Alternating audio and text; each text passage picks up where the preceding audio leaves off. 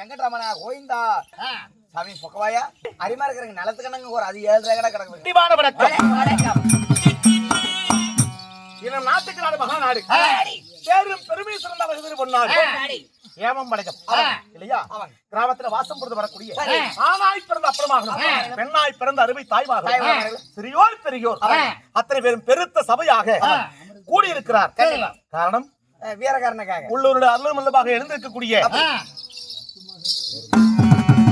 அத்தனை பேருக்கும் நமது கலைக்குழுவின் சார்பாக என் நெஞ்சார்ந்த பணிவான நன்றி கலந்த வணக்கம்.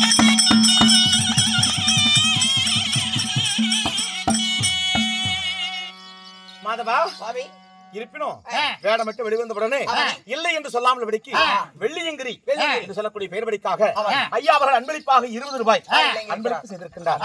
கேட்டு கொடுப்பது மனித குணம், கேளாமல் கொடுப்பது தெய்வ குணமாகும். அதுபோல கேளாமல் விடைக்கு அன்பளிப்புகளை வழங்கிய அவர் குடும்பத்தில் துன்பங்கள் விலகி இன்பங்கள் மட்டும் தங்கி நலம் பெற்று வளம் பெற்று சுகமாக வாழ வேண்டும் ராமோஜி.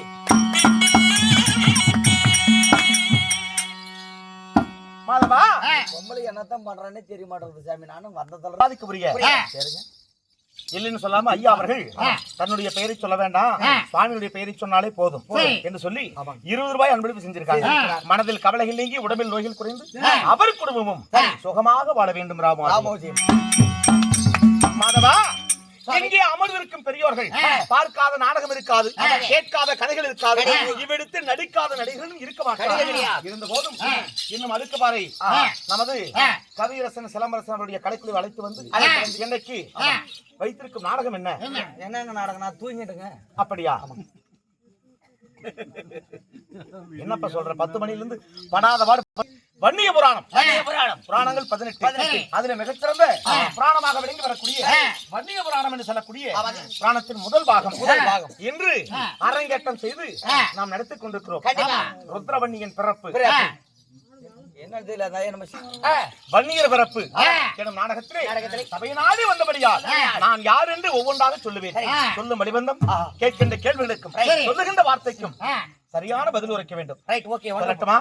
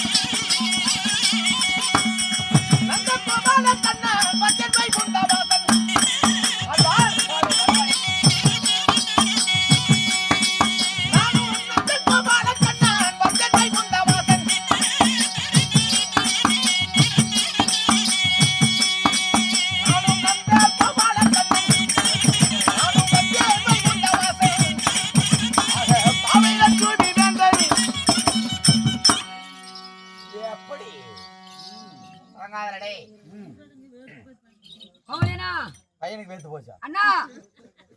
நான் கோமலேனா? ஆனால் யுகமோ 4 கிரேதா திரேதா துவாபரி களி. ஆமாங்க. இவனுக்கு புரிய வைப்பது மிகவும் கடினமான விஷயம். கிரேதா யுகம், திரேதா யுகம், துவாபரி யுகம், கலியுகம், மொத்தம் யுகம் 4. இந்த பூமியுடைய ஆயுட்காலம் 4 யுகமாக பிரிக்கப்பட்டார். இந்த 4 யுகத்தில் உயிரினங்களை படைத்து காத்து அழிக்கக்கூடிய தெய்வங்கள் மும்மூர்த்தி கடவுள் 3 பேர். தெரியுமா? யார் யார் தெரியுமா? தெரியாதா? தெரியாதுங்க. சொன்னாதானங்க தெரியும். சோத்த திங்கிறவனுக்கு. மாதவா சிவன், விஷ்ணு, பிரம்மா இப்படி சொல்லக்கூடிய மும்மூர்த்தி கடவுள் 3 பேர். இதிலே பிரம்மனுக்கு படைக்கும் தொழில், பரமேஸ்வரனுக்கு படியளக்கும் தொழில், பிரம்மனால் படைக்கப்பட்டு பரமக்கடவுளால் படியளக்கப்பட்ட உயிரினங்களை நல்லவனாக இருந்தால் வேண்டிய வளங்களையும் வரங்களையும் கொடுத்து வாழ வைப்பேன்.